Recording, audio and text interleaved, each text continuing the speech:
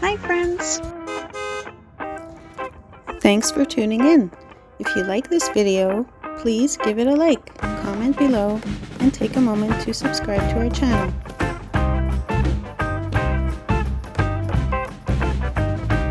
The city of Mandeville was founded in the early 1830s by Bernard Xavier de Marigny de Mandeville, a New Orleans developer and politician who envisioned a planned lakeside community.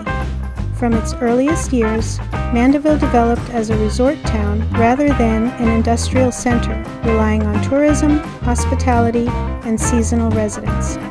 Throughout the 19th century and into the early 20th century, hotels, dance halls, and social clubs operated near the lakefront, drawing visitors by steamboat.